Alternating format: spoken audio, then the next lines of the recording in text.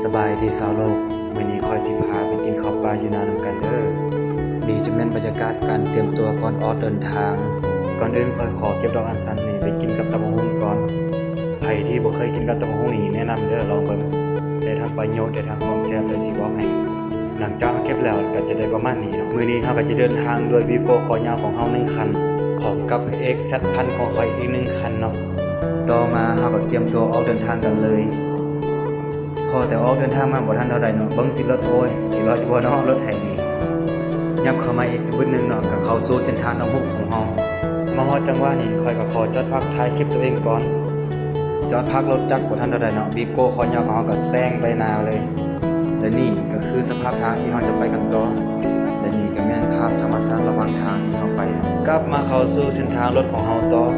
บางทีจ้างบ่ทันเท่าใดก็ฮอดก่อนจุดหมายปลายทางของเฮาหลังจากนั้นก็แบ่งกันเนาะคนละไม้คนละมือเก็บเครื่องเตรียมของไปไว้เบิ่งแต่หมอนี่ก็กินข้าวแล้วเนาะมาเต็มยศบัดนี้หลังจากเฮาเก็บเครื่องเตรียมของสำเร็จแล้วเนาะค่อยก็ขอมาถ่ายบรรยากาศทุ่งนาให้พี่น้องเบิ่งก็เด้อเบิ่งให้พี่น้องว่าโถบักงามเบิ่งแล้วเป็นตาอ่อนซ้อนคักเดี๋ยวเฮาก็เห็นตัวนี้เนาะซึ่งภาษาบ้านคอยสิเอิ้นว่าบงกือหลังจากนั้นเนาะเฮาก็จะเริ่มไปเข้าป่ากันเลยเป้าหมายของเฮาก็คือไปหาน้องมาแกงกินสดพอแต่ออกมาบ่ทันได้เลยเนาะเบิ่งแต่น้องพี่น้องออกหลายขนาดโซกครอบเต็มเลยเบิ่งแม่ปาดโถ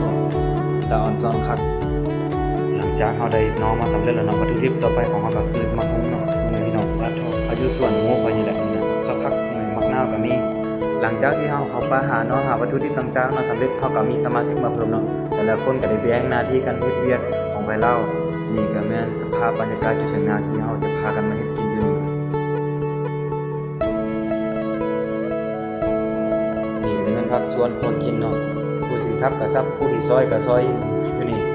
ผู้สิคั่วก็คั่วโอ้โถคักพี่น้องเอ้ยโถบ่ธรรมดาเลยฝีมือแต่ละคนตัดภาพมาที่พระเอกของเฮาเนาะจักเป็นหยังไงพี่น้องว้า